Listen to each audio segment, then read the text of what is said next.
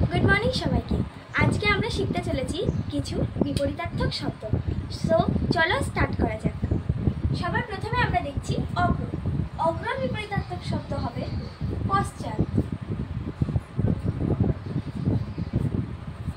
তারপরে আমরা দেখছি অবনতি। অবনতির বিপরীতার্থক শব্দ হচ্ছে উন্নতি। তারপর আছে রাত।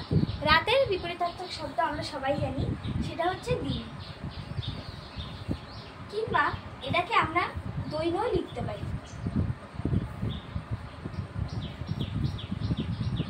তারপর আমরা দেখছি অভিজ্ঞ। অভিজ্ঞ হবে অনভিজ্ঞ।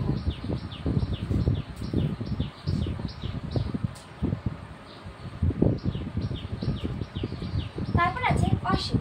অসীম হবে সসীম।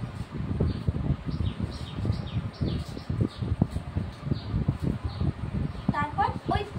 ঐক্য হবে অনৈক্য।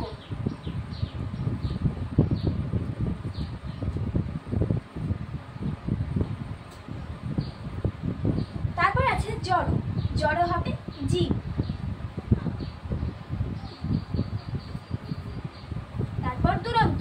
দুরন্ত হবে শান্ত। তারপর পরার্থ। পরার্থ হবে স্বার্থ।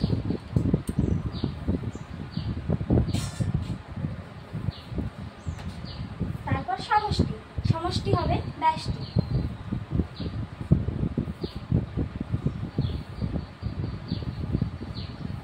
তারপর হত, যেটা হচ্ছে সবার শেষে। হত হবে জীবিত।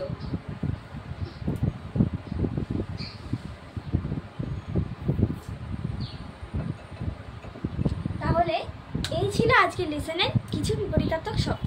চলো এটাকে আমরা আবার পড়ে নিই। প্রথমে অগ্র পশ্চাৎ, তারপর অবনতি উন্নতি, রাত দিন বা দৈনিক, অভিজ্ঞ অনভিজ্ঞ, অসীম সসীম, ঐক্য অনৈক্য, জড় জীব, দুরন্ত শান্ত, পরার্থ স্বার্থ, সমষ্টি ব্যষ্টি, হত জীবিত। সো আজকে আমাদের লেসন এতটুকুই। দেখা হচ্ছে পরের লেসনে আরও কিছু বিপরীতার্থক শব্দ নিয়ে। আজকের জন্য এতটুকুই।